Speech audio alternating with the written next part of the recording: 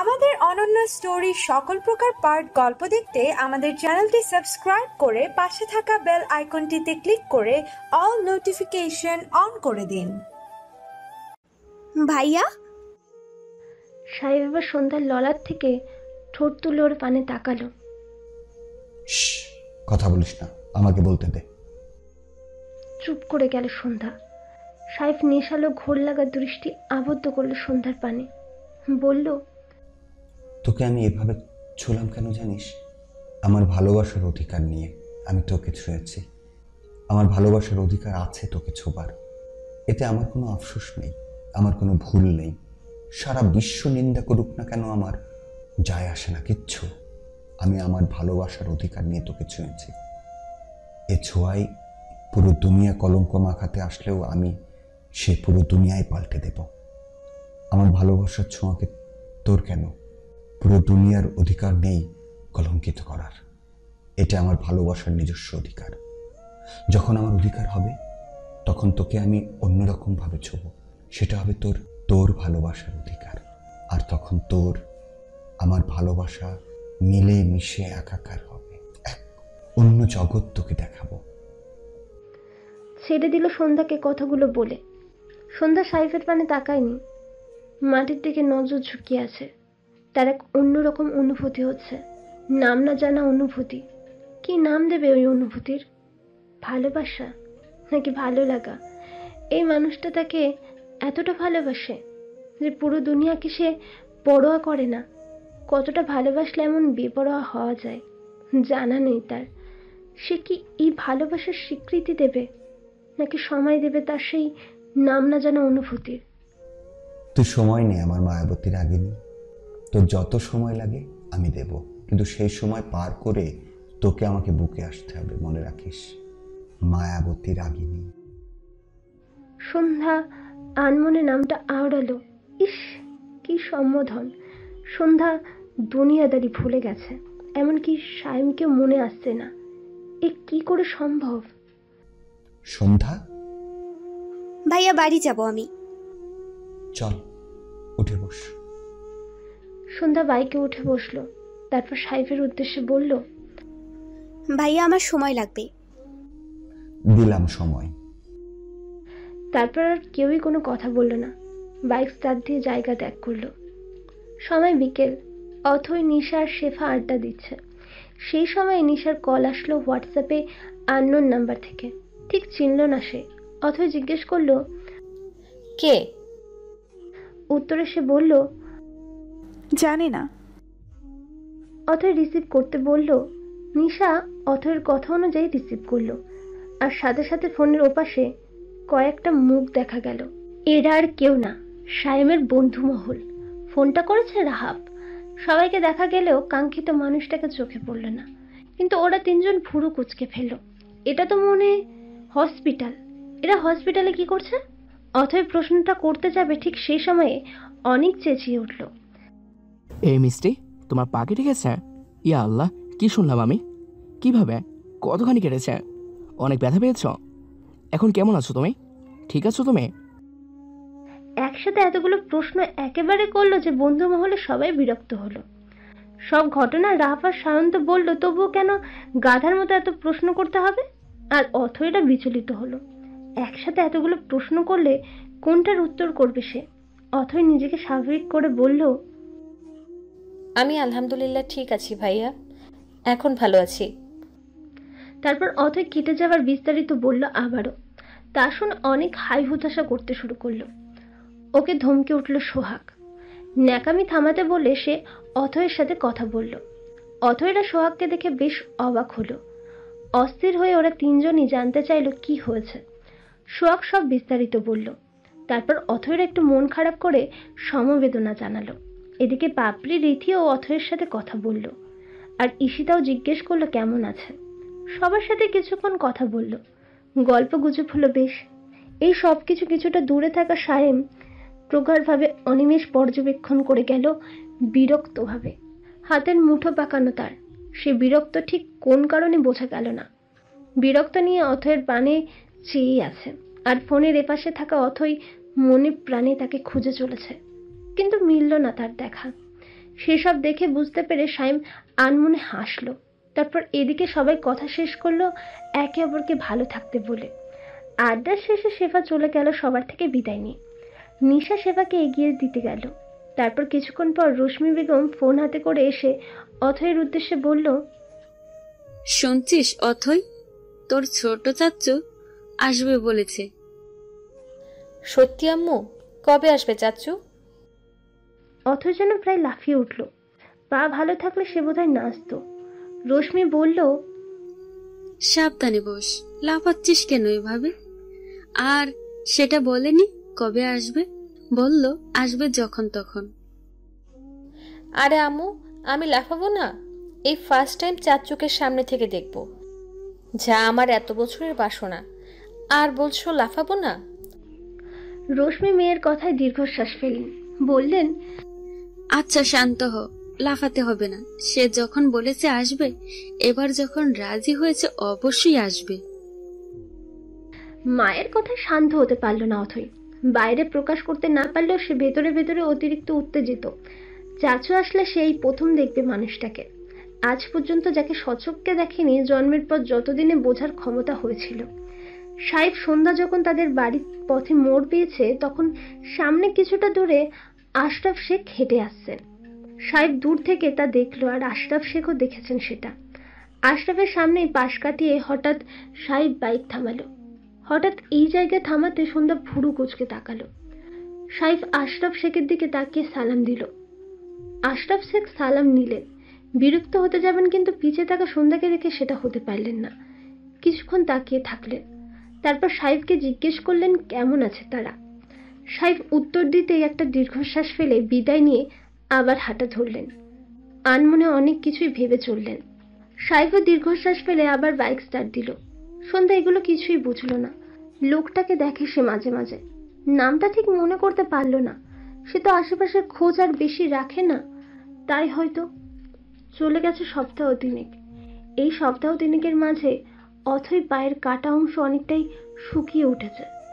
আজ এতদিন বাদে সে পা পেতে একটু হাঁটতে পারছে। এর আগের সপ্তাহে সেলাই কাটিয়েছে ডক্টরের কাছ থেকে। সেলাই কাটার পরেও ডক্টর পা ফেলে হাঁটতে মানা করেছিল, কেননা কাটাটা গোড়ালি বরাবর। কড়া মেডিসিনে ঘাটা অনেক জলদি শুকিয়েছে, তাই আজকে এতদিন বাদে হাঁটতে পেরে একটু স্বস্তি পাচ্ছে মেয়েটা। এই এতগুলো দিনে ঘরে শুধু শুয়ে বসে কেটেছে।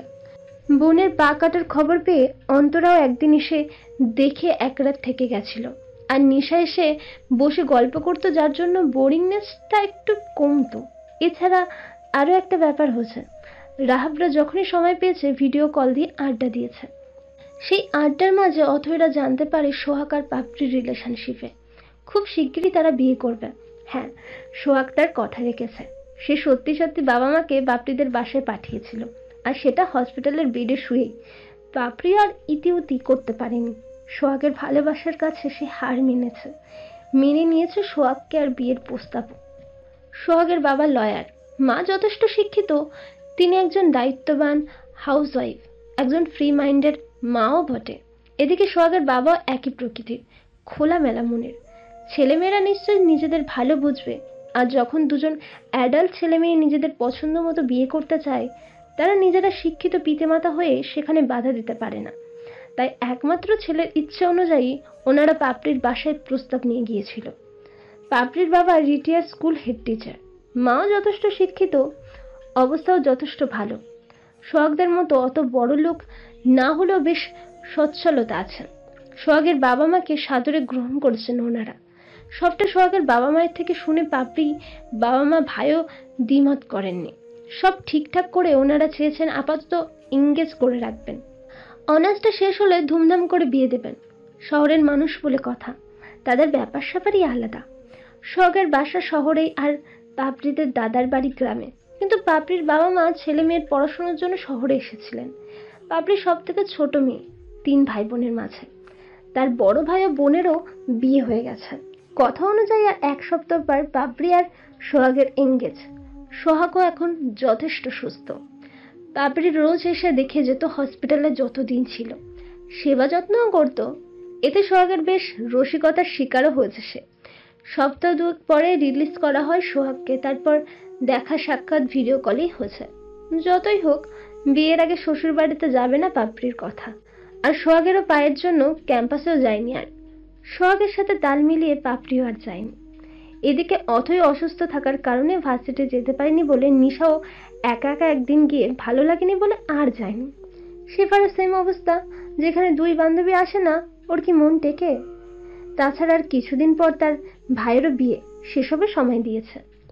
বিয়ের কাজ নিয়ে ব্যস্ততা দেখিয়ে সে আর ভার্সিটির গণ্ডি মারায়নি। সবার এমন না আসার মাঝে সায়েম ছিল। তার না যাওয়ার কারণটা ধরা না গেলেও রাহাব সায়ন বন্ধুর জন্যই আর যায়নি, আর অনেক রীতি ঈশিতা তো তাদের জন্যই যায়নি। এই এতদিনে সায়েমকে অথই এক নজরও দেখেনি। সে তৃষ্ণার্ত পাখির ন্যায় হয়ে আছে, তার নয়ন যুগল তৃষ্ণার্ত।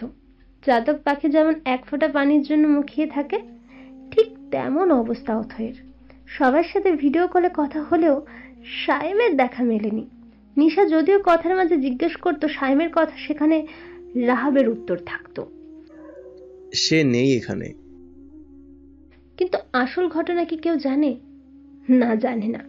অথয়রা সায়েম দূর থেকেই রোজই দেখেছে মেয়েটাকে, রোজ খবর নিয়েছে, কিন্তু অথয় তো মরিয়া হয়ে আছে।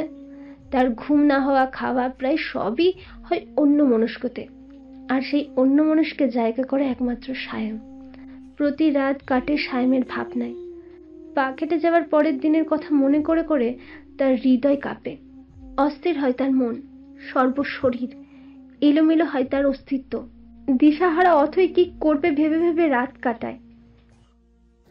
তার 5 বছরের অস্থির মন যে একদিনে সাইম এলোমেলো করে দিয়েছে। সে তো দূর থেকে দেখেছে তৃপ্তি মেটাতো, কিন্তু সাইম অকারণে কেন তার কাছে আসলো? তাকে কেন অস্থির করে তুলল? মানুষটাকে জানাবে কি করে তার মনের অবস্থা? সে যে বড্ডই এলোমেলো। এতদিন কন্ট্রোল করে দূর থেকে দেখেই সান্ত্বনা দিত, কিন্তু এখন যে নিজেকে আটকানো কঠিন হয়ে পড়েছে। এসব ভাবনা ভাবতে ভাবতে অথই আনমনে বলে উঠল, বিনিদ্রায় কাটে আমার রজনী, আমার সব কিছু এলোমেলো।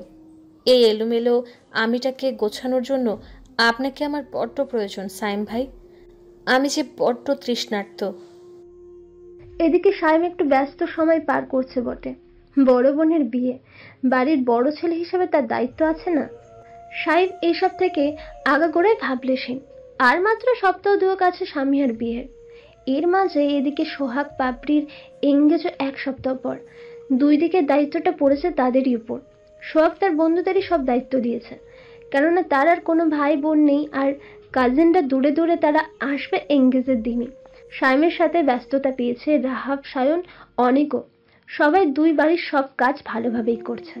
আর সাইব ইতি করলেও সায়েমের হুকুম জারিতে একটু একটু দায়িত্ব নেয় অবশ্য। এর মাঝে 3-4 দিন যাবৎ অথয়ের খোঁজ কেউই নিতে পারেনি। সন্ধ্যার মনের অবস্থাও করুণ আছে এই এতদিনে। সে ভাবতে পারে না সাইব তাকে এতটা ভালোবাসে। সাইবকে নিয়ে ভাবতে ভাবতে সায়েমকে সে প্রায় ভুলেই বসেছে। তার ভাবনাতে সবসময় জড়িয়ে থাকে সাইব। এদিকে সাইফও আর একই দিনে এইসব নিয়ে কথা বলেনি সন্ধ্যার সাথে। সময় মতো কলেজে পৌঁছে দিয়ে আসে আর নিয়ে আসে। কথা বলার মাঝে শুধু একটু ভালো মন্দ কথাই ঠাঁই পায়, বাদ বাকি নীরবতা। সন্ধ্যার এমন চুপচাপ অবশ্য দেখে এসে মিটিমিটি হাসে, কিন্তু কিছু বলে না। দোষ সেদিন ভালো মতো দিয়েছিল এটা ভেবে আরো আনন্দ পায় সে। স্বামী আর শুভ বেশ ভালো পরিচিত হয়েছে এখন। তাদের মাঝে ফোন আলাপও চলে প্রায় রোজ।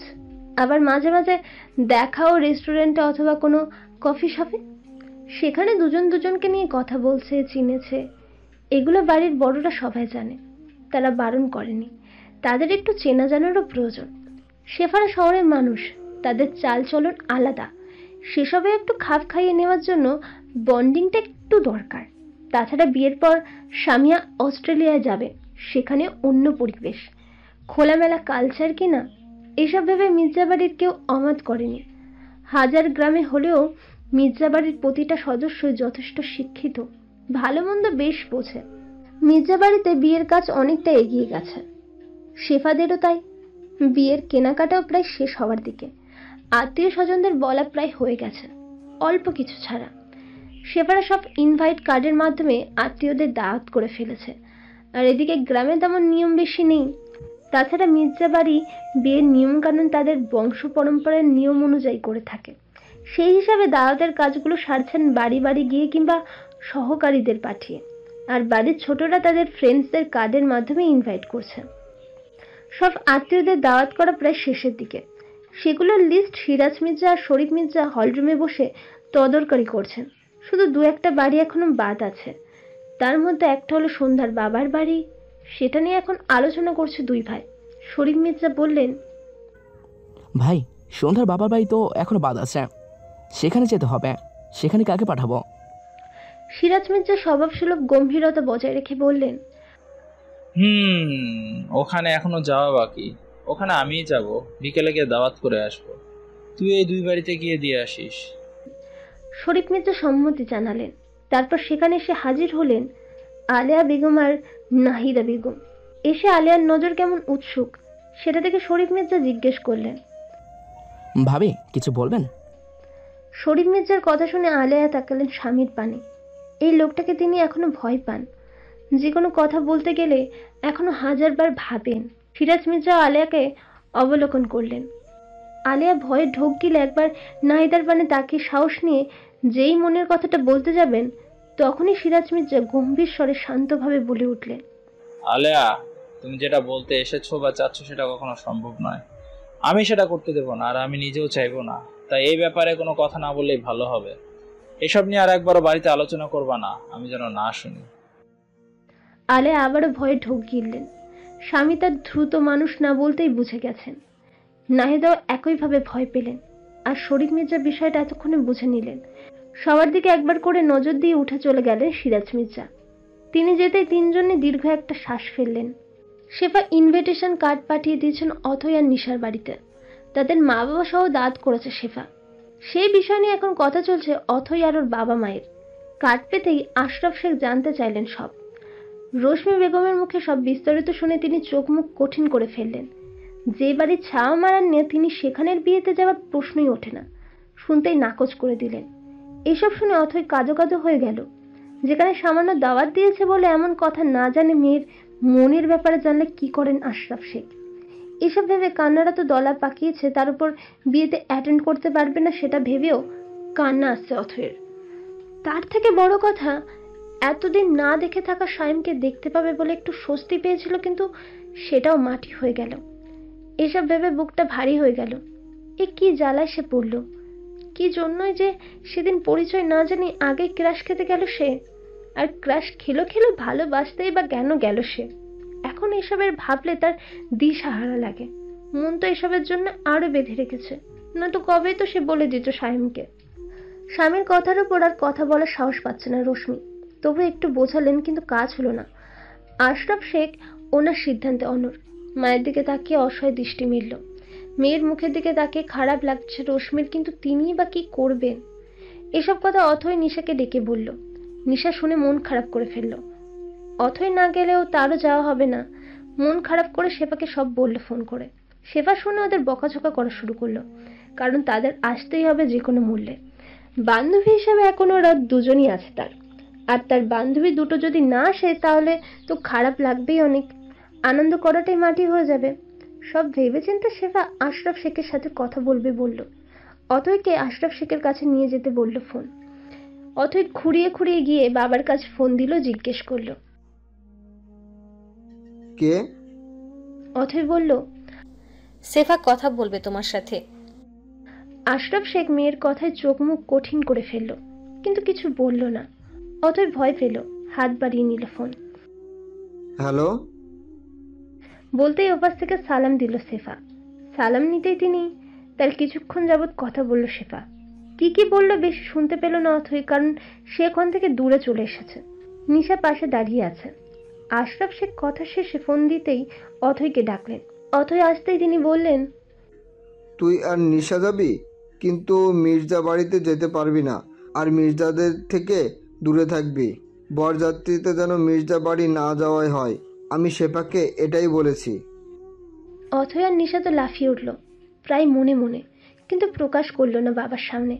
শেফা পটিয়ে ফেলেছে বাবাকে, খুশি মনে বলল, আচ্ছা বাবা, যাব না, আমরা সেফাদের বাড়িতেই থাকবো।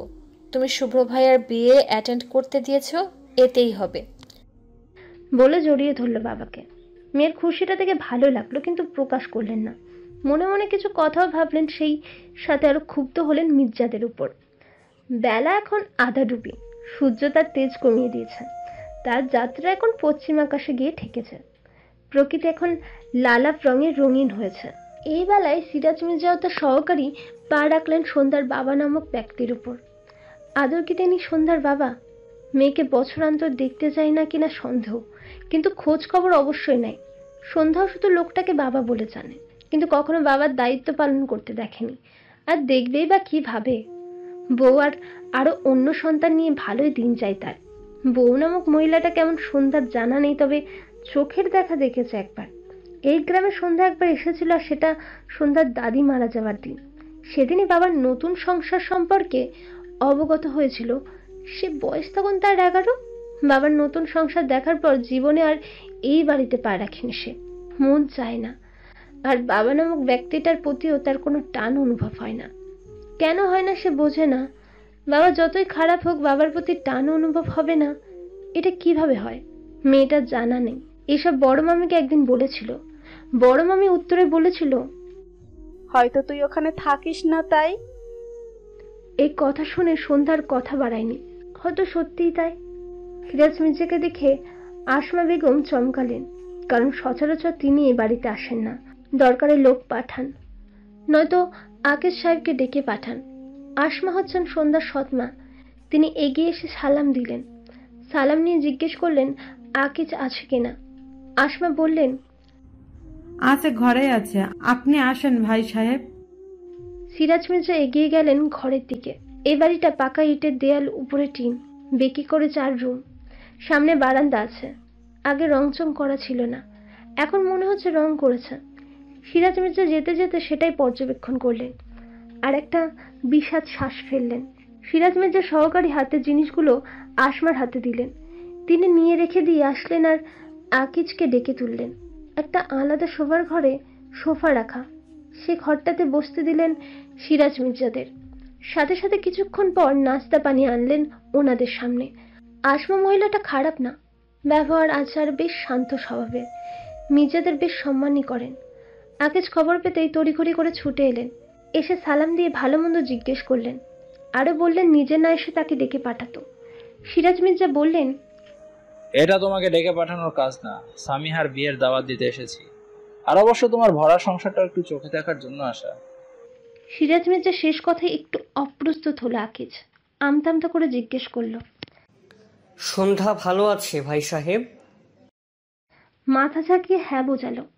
তারপর আরো কিছুক্ষণ কথাবার্তা বলে উঠে দাঁড়ালেন। সিরাজ মির্জা বিদায় নিয়ে বেরিয়ে আসলেন। আসমা এগিয়ে এলেন। আসমার পাশে একটা 15 বছরের মতো মেয়েকে দেখা গেল। এটা আকিজের বড় মেয়ে, আর 2টা ছেলে আছে। এক পলক দেখে আসমাকেও বলে চলে আসলেন। এই বাড়িতে তার বোন সংসার করেছে মাত্র 1.5 বছর, কিন্তু তবু কোনো একটা কারণে এই বাড়ির সাথে সম্পর্ক ভাঙেনি, কিন্তু ধরেও রাখেন। দেখতে দেখতে 1 সপ্তাহ চলে গেল।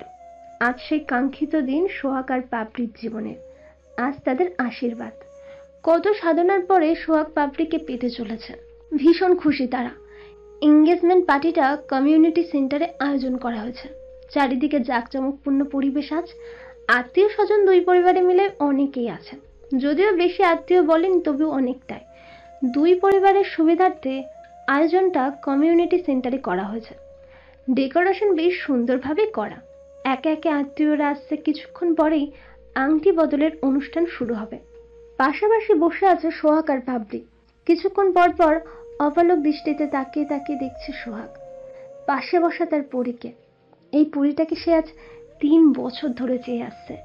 অবশেষে আজ তার করে পাবে। ভাবতেই আনন্দ, খুশি শুক্রায় সে ভিড় জমাচ্ছে মন কুঠিরিতে। আজ ভালোবাসা পূর্ণতা পাবে। সেই ভালোবাসাকে নিজের নামে করবে সোহাগ।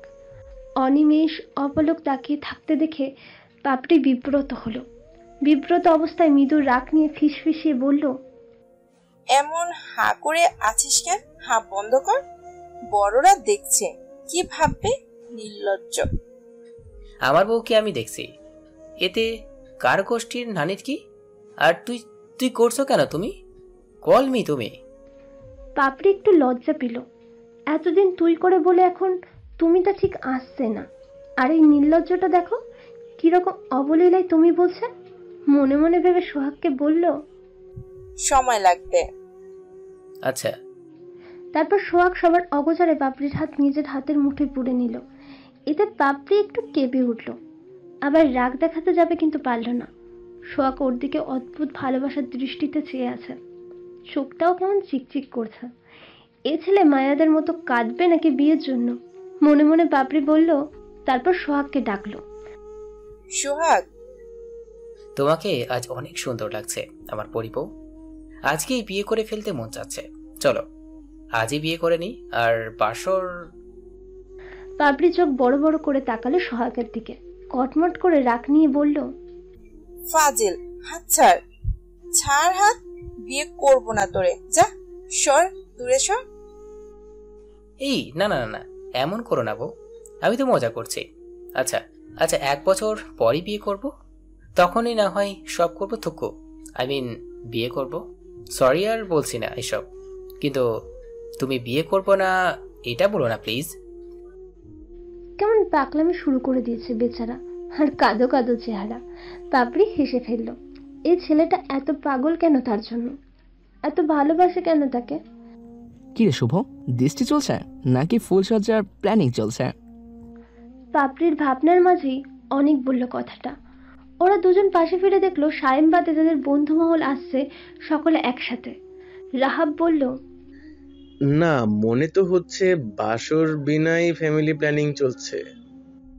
সায়ন বলল, এই ভাই, বিয়া বিনা এত প্ল্যানিং স্লানিং কইদা লিও।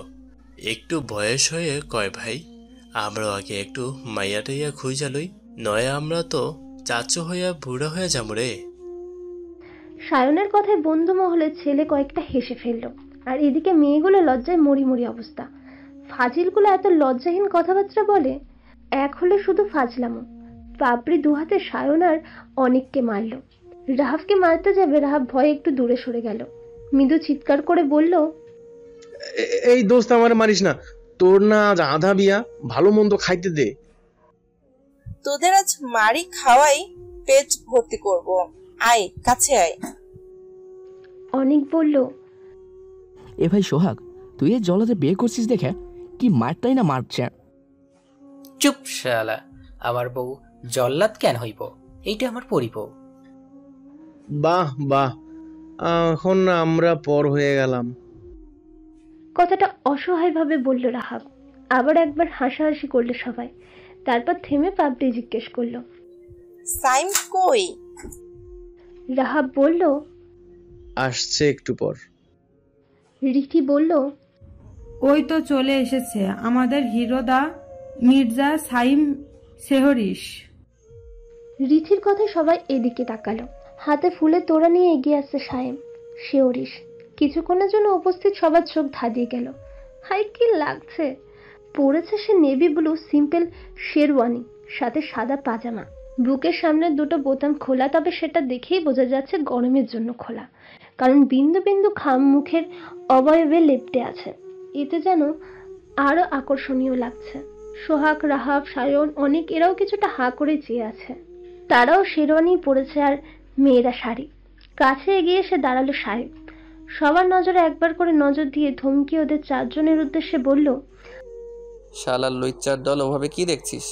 নজর ঠিক কর, আমার ছেলেদের প্রতি কোনো ইন্টারেস্ট নাই। ধমক খেয়ে নড়ে চড়ে বসলো ওরা। আর মেয়েগুলো শব্দ করে হেসে ফেললো।